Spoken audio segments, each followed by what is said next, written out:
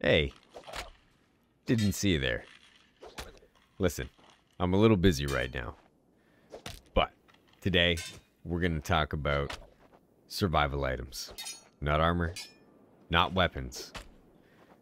Specifically, the things you need to carry around and the bags that you need to carry them in while you're playing a Solo Ironman.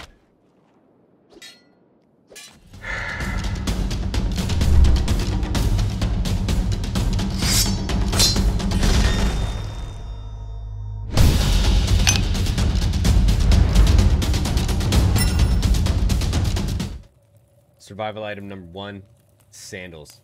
They provide a great athletics modifier, a bonus to attack speed, and trust me, when you're playing Solo Ironman, every little bit of attack speed helps when it's you against the world. Why not plated boots? Why not any armor on your feet? Because the heavy armored pants that you're going to find in the game are going to provide all the armor you need for your legs. Item number 2 on the survival list, sleeping bag. Right in the description of this item, essential for any traveler. Carry one of these around with you and you can build yourself a camp bed anywhere you need it.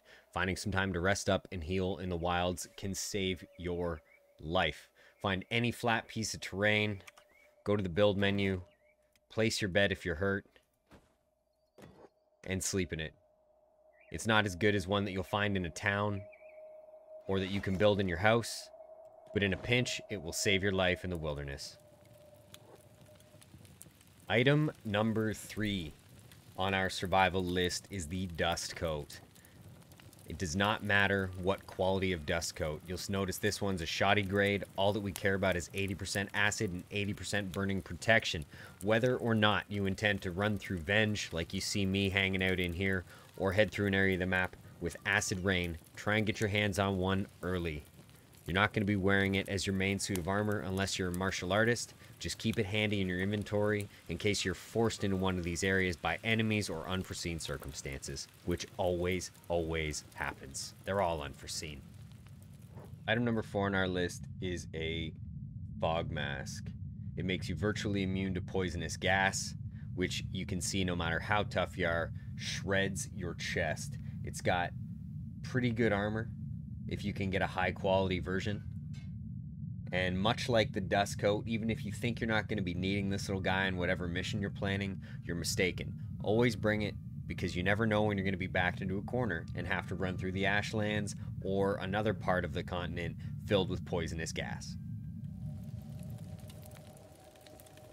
Item number 5 on our list is animal skin. You'll be using it to make scrap tents, either in the Black Desert to protect yourself from acid, or here in Venge, where it will also protect you from the satellite beams that would otherwise burn you to a crisp, just in case you need to set up camp here for no good reason at all. Last, but absolutely not least, first aid. At the bare minimum, you should be carrying at least one small first aid kit and one small splint kit. I recommend that you carry the big boy version of these items as well as spares if you've got the room. I also suggest you bring a skeleton repair kit along, regardless of what race you choose for your run. Unless, of course, you're doing a Holy Nation run, in which case, repairing skeletons is probably low on your priority list. However, sometimes healing a friendly skeleton tech hunter to help you fight off an unexpected attack can be the difference between life and death. So remember, just like every other item on this list, there's a reason to carry it, and you should always do your best to make room for it. Look, I know what you're thinking. Where the am I going to put all this stuff and still have room for loot? Well, this is kind of what you want your carrying gear to look like early on. I've got a thieves backpack, but the same can be achieved with a normal medium bag and a wooden backpack in your inventory. Just be prepared to drop both of them if you get into a fight.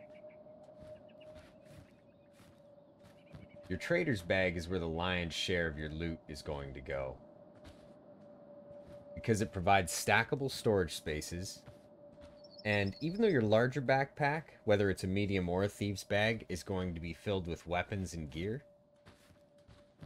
you'll still have room for 1 or 2 extra long weapons and some valuable loot items. As the experienced tech hunters among you already know, the best loot is stackable and will be going into your trader's bag ready to stash, plant, or eject if the situation calls for it. But listen, when I return from my next hunt, I'll tell you all about the weaponry you should be carrying, the armor that you should be wearing, and what exactly stashing, planting, and ejecting your loot means. But anyways, see you next time, Wastelander.